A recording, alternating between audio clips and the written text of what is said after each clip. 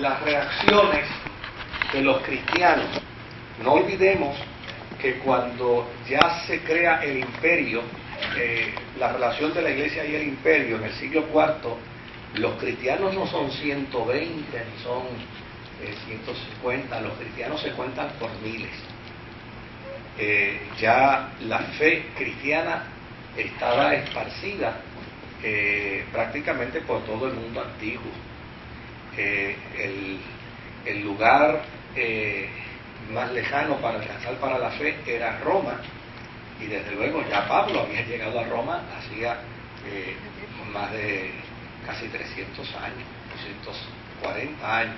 Así que no pensemos que cuando hablamos del siglo IV estamos hablando de pocos cristianos.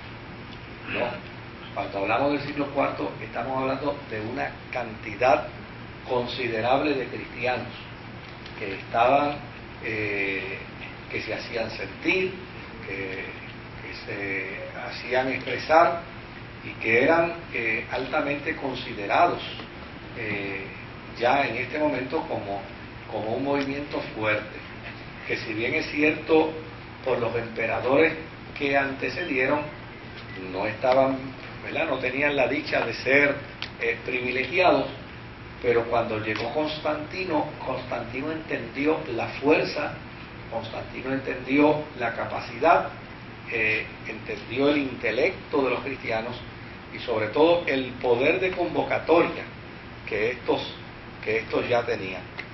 Pero con la llegada de Constantino, muchos cristianos, y esto tiene que ser bien normal, imagínense que nosotros tengamos un gobierno que nos persiga, que nos maltrate, que abuse de nosotros, que nos injurie, que nos meta a la cárcel, que nos mate familiares, y de momento venga un gobernante que en lugar de eso nos dé participación, nos dé reconocimiento, nos invite a reuniones, disponga fondos para ayudar a la iglesia, ordene que lo que le quitaron a la iglesia se lo devuelvan.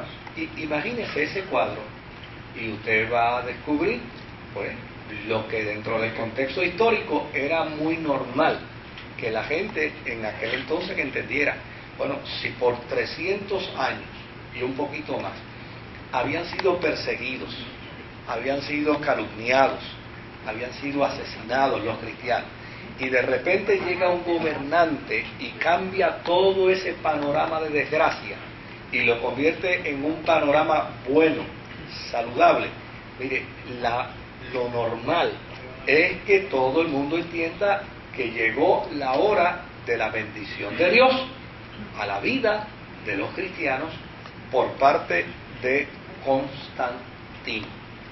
Y desde luego nosotros vamos a hablar hoy de uno de esos personajes que entendió una bendición de Dios, la vida de Constantino.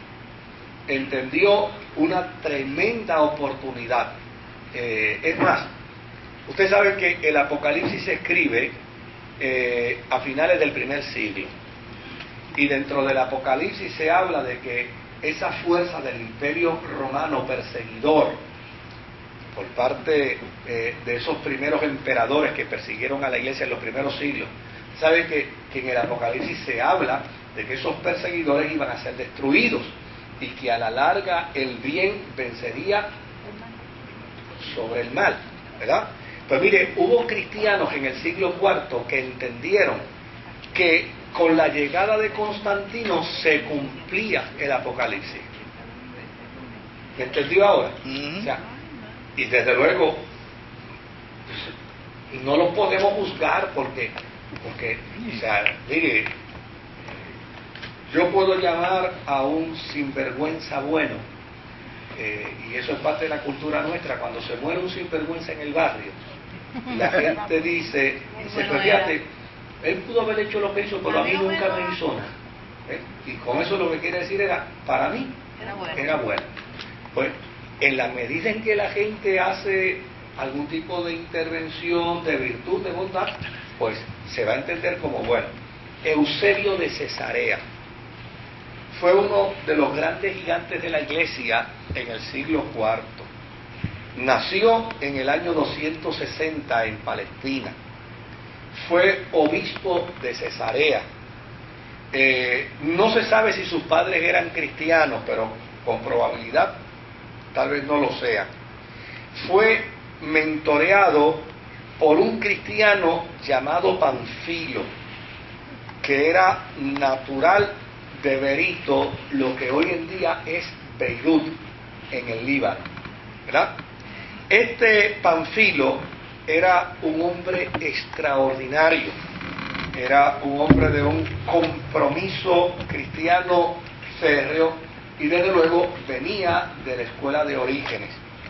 Y desde luego Eusebio de Cesarea ha hecho una gran aportación, porque la inmensa mayoría de los datos históricos que se tienen de la cristiandad después del segundo siglo y del tercer siglo y de parte del cuarto siglo se lo debemos gracias a Eusebio de Cesarea. Si no fuera por él, la cristiandad no tuviera toda esa historia que hemos estado diciendo martes tras martes. La inmensa mayoría de ellas, que la cita Latourette, que la cita Walker, que la cita Justo González, que la citan un montón de historiadores cristianos, todos ellos tienen que citar a Eusebio de Cesarea y sus documentos, porque él fue la persona que recopiló la información histórica de la Iglesia de los primeros siglos. Desde luego, este Eusebio de Cesarea vivió la persecución, conoció la persecución, fue víctima de la persecución.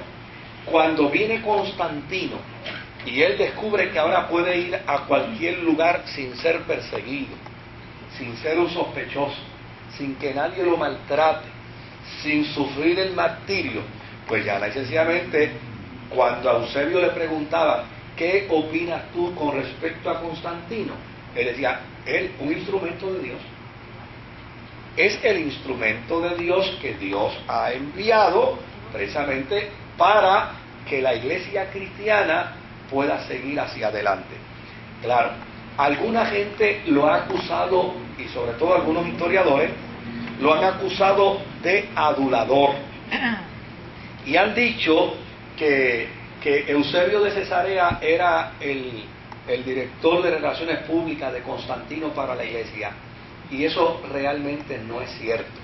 De hecho, la evidencia histórica demuestra que Eusebio no fue amigo íntimo de Constantino, ni que tampoco tuvo injerencia en el cuerpo concejal de Constantino, porque no olviden que Constantino no tenía consejeros religiosos, él era el obispo de los obispos, o sea, él le daba los consejos a los obispos,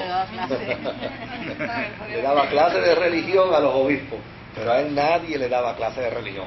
Por lo tanto, pensar que era una persona cercana a Constantino realmente no es lo propio. Ahora, hay que entender ese contexto histórico. Una persona que fue víctima del martirio, una persona que fue víctima de la persecución, una persona que vio morir a cientos y a miles de cristianos por la persecución del Imperio Romano, ver ahora a un emperador que dice yo soy cristiano, ver ahora a un emperador que dice la iglesia está al lado del imperio, pues óigame, tiene que ver el cuadro de una manera totalmente distinta. De hecho, la tesis de Constantino, la tesis que tenía este Eusebio de Cesarea con respecto a Constantino era que ya necesariamente la fe cristiana es la culminación de toda la historia humana, y que desde luego la mejor evidencia que él podía presentar era que el cristianismo que nació en un pesebre, el cristianismo que nació precisamente en un hombre pobre y que fue malentendido por los judíos, fue crucificado por los judíos y fue juzgado por el Imperio Romano por cerca de 300 y pico de años,